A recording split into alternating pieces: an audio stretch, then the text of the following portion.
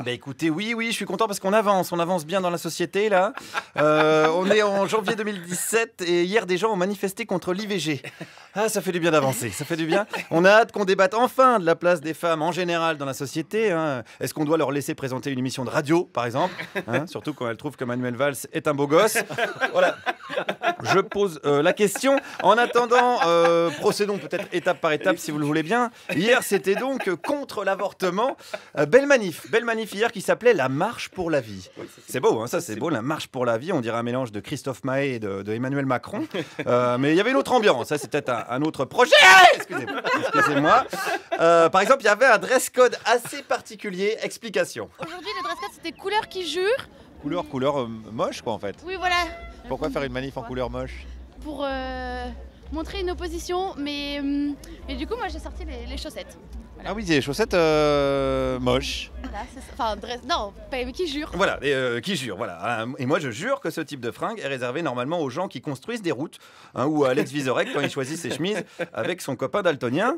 D'ailleurs, tout le monde ne respectait pas ce dress code. Hein. Par exemple, ce monsieur, pourquoi? Je suis religieux et donc j'ai un habit religieux.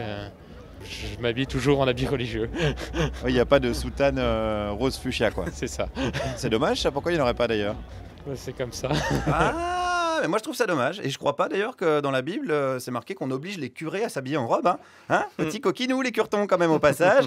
Hein, et cette petite allumeuse de Pape François soutenait la manifestation. Il l'a dit publiquement, car tout le monde était là avant tout, je le dis, pour aider les femmes en difficulté, comme ce monsieur qui n'était pas très content. On ne fait rien pour aider les femmes qui sont en difficulté et qui aimeraient garder leur enfant. Mais il y a aussi des femmes qui veulent avorter. Qu'est-ce que vous en pensez de celle-là? Ben ça, je ne suis pas là pour juger. Voilà, donc quelqu'un qui veut avant tout aider les femmes et qui n'est pas là pour juger, un point de vue modéré, je dirais, qui fait plaisir. Donc j'ai poursuivi avec lui, on reprend. Je ne suis pas là pour juger, mais il faut reconnaître qu'un avortement, c'est un meurtre. Bon, il y a d'autres meurtres. Ben là, ça ressemblait à un jugement quand même. C'est pas un jugement, un meurtre, c'est un meurtre. Ça, c'est quelque chose de... Il n'y a pas besoin, non, il n'y a pas besoin de juger pour le savoir. Ah oui, bah alors du coup, vous la jugez meurtrière. Eh ben oui. Ah ben oui, mais comme tu disais l'inverse deux phrases avant, c'est compliqué de te suivre. Alors c'est une manière de pas juger un petit peu particulière. Moi, sans le juger, je pense que ce monsieur dise de la merde. Ah voilà, mais sans jugement, attention, en toute objectivité, bien sûr. Simplement, factuellement, il faut le dire, beaucoup de femmes meurent à cause des avortements illégaux dans certains pays. Alors ce monsieur pensait aux femmes, cette femme pensait, elle, aux enfants. Finalement, ce sont des milliers d'enfants qui n'ont pas le droit de vivre, qui sont considérés comme inexistants, comme... Vous pensez qu'ils souffrent, ces enfants qui n'existent pas? Évidemment. Bien sûr, on a une pensée pour tous ces enfants qui n'existent pas, hein, pour ces demi-enfants aussi, hein, qui terminent dans un sopalin ou une vieille chaussette qui traîne au pied du lit. Hein, Alex, hein, Hippolyte, on a tous connu ça. On a tous voulu faire des enfants à la page lingerie du catalogue de la Redoute, mais sans succès. Hein. Peut-être qu'elle n'avait pas d'âme, cette page lingerie, parce qu'il paraît que tout ce qui vit possède une âme. Et coup de bol, alors à coup de bol, j'ai rencontré un spécialiste de l'âme. Est-ce qu'un fœtus a une âme? Est-ce qu'il a une âme? Oui, il a une âme.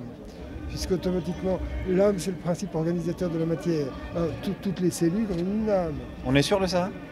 Ben oui, l'âme, il y a une âme humaine, une âme animale, et je dirais même une âme minérale. Un caillou, ça peut avoir une âme, par exemple?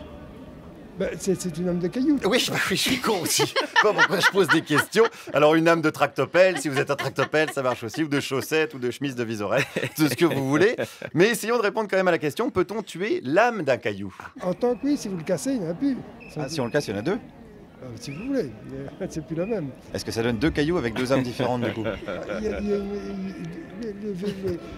C'est compliqué l'âme. Non, c'est pas très facile. C'est pas facile à piger, mais en tout cas maintenant faites gaffe quand vous marchez sur du gravier. Hein, pensez aux millions d'âmes de cailloux que vous piétinez. C'est un véritable crime contre pas l'humanité, la minéralité, si vous voulez. Voilà. Alors il y a un autre truc qui est pas facile à piger. Dans tous ces gens qui défendent, donc selon eux, la vie, bon nombre sont pour la peine de mort, hein, n'est-ce pas, madame? Oui, on peut le dire. Alors est-ce que c'est pas paradoxal de défendre la vie et de défendre la peine de mort? Non, je ne crois pas, parce que dans certains cas, il faut prendre des moyens pour protéger la vie présente et qui est vécue positivement. Il faut s'organiser socialement pour la préserver. Ah oui, mais là, si on l'organise socialement pour la préserver en tuant la personne, on préserve pas vraiment la vie du coup. Oui, certes. Voilà, c'est bien ce qui me semblait. Voilà, c'était Guillaume Meurice en direct du Moyen-Âge. Rendez-vous la prochaine fois pour notre dossier complet. Bien choisir sa ceinture de chasteté. À vous, damoiselle Charline. Merci, mon bon.